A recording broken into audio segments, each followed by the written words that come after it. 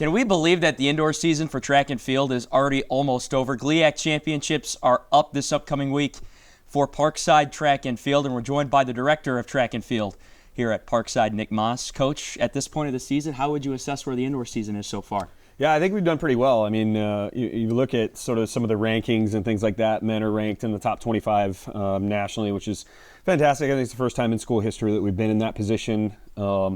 And we got some heavy hitters that are clicking on all cylinders right now. So, I'm very excited about the men's group and what they're going to be able to kind of put forward, not only at the conference championships, but then, looking ahead in a few weeks at nationals.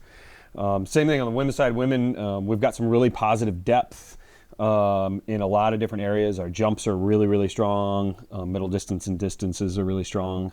Yeah, just looking forward to rocking here this weekend.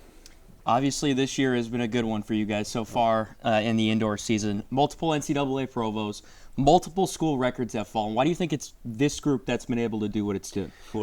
I think we have a nice blend. We have some folks that had qualified for nationals last year. We took a solid group between indoors and outdoors.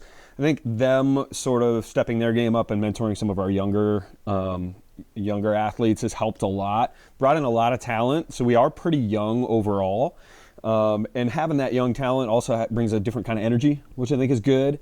So when you start to add in depth and you got people kind of battling out for some positions and pushing each other in practice and supporting each other at a high level, I think the sky's the limit. And I think we're starting to see the fruits of some of that. We've worked really hard over the fall, worked really hard all winter as a group to kind of capitalize on all those areas.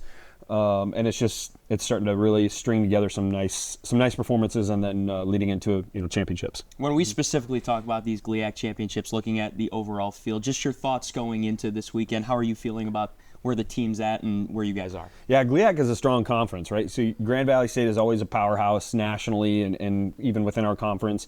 Kind of after them, though, it's going to be a really nice battle between us and Saginaw Valley and Wayne State and Northern Michigan are kind of in there as well on the women's side. So I think we can kind of mix it up with all the teams in the conference and then sneak away some wins here and there.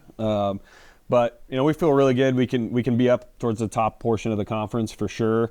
It's just a matter of things playing out the way that they do it at championships. And then for you, what's your message to this group heading into the weekend? Yeah, I mean, I say it every time. Supporting each other is what's going to lift us up, right? Going to lift us to the heights that we need in the big bars and the jumps and the longer distances and winning races and things like that. So if we do that at a high level and really support each other the whole week and kind of brag about each other and pump each other up, I think we're going to have a really great conference championship for sure. Coach, can't wait to see what your group does this weekend. Good luck. Awesome. Thank you.